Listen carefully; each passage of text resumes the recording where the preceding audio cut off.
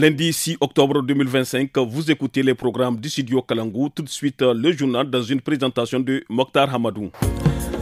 En visite ce week-end à Tillabéri et à Terra, le président de la République, le général d'armée Abdraman Tiani, promet le retour de la paix dans la région. C'était devant les populations venues nombreuses l'accueillir. Puis à Agadez, la 58e édition de la cure salée s'achève aujourd'hui à Ingal après 4 jours de festivités. Des pasteurs évoquent quelques défis qui continuent de peser sur leurs activités. Vous les entendrez dans ce journal-là.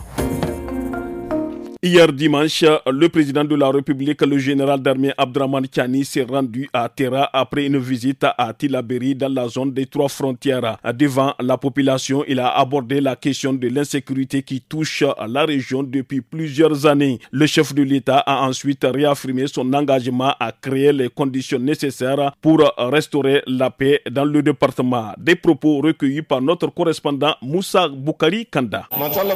La situation sécuritaire qui prévaut dans la zone de Terra est la principale préoccupation de tous. Une situation qui sévit il y a plus de 10 ans. Mais plaise à Dieu, petit à petit, nous arriverons à rétablir la quiétude. Nous faisons cette promesse car c'est un engagement des forces de défense et de sécurité du Niger. Donc par la grâce de Dieu, la paix et la sécurité reviendront dans la zone de Terra. Les questions sécuritaires ne concernent pas que les militaires. C'est une responsabilité pour tous. Et c'est pour cela que nous disons la Boussanino Zantian Kassani. Chaque Nigérien doit donc apporter sa contribution à nos forces de défense pour sauver notre pays.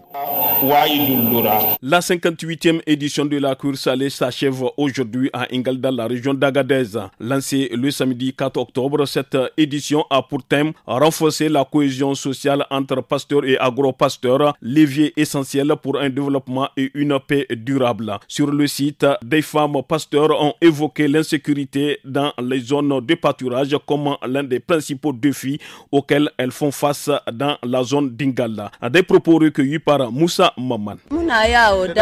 Nous traversons la zone d'Ingal jusqu'à Vertamaya avec notre troupeau. Il n'y a pas de pâturage chez nous. Ça fait 1 semaine que nous sommes là. On n'a rien eu. Ce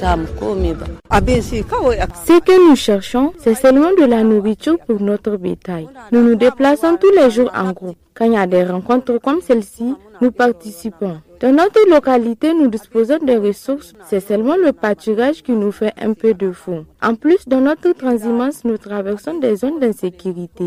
Nous préférons rester sur place tous ensemble.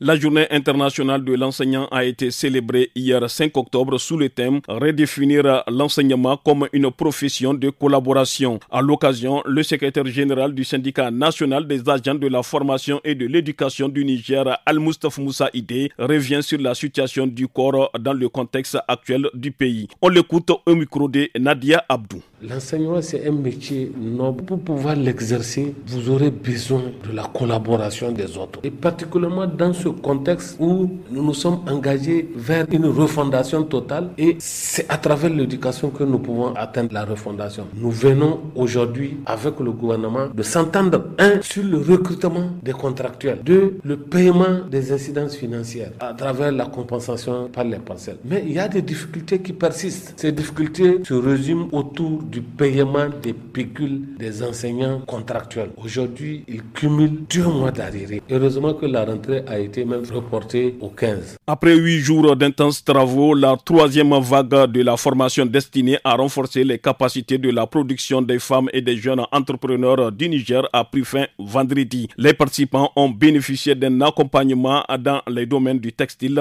de l'agroalimentaire et du cosmétique afin d'ouvrir de nouvelles perspectives pour l'entrepreneuriat local. L'organisatrice Nana Joubi Haruna Mati salue l'engagement des participants au micro de Alheri Haruna. On a 783 femmes et jeunes hommes. Ce qui est important à souligner, c'est l'engagement surtout des bénéficiaires et surtout la détermination des formateurs qui n'ont ménagé aucun effort pour accompagner ces vaillants Nigériennes et Nigériens qui ont compris qu'il fallait ce revirement à 360 degrés pour qu'il y ait véritablement un changement dans tout ce que nous appelons écosystème entrepreneurial dans notre pays.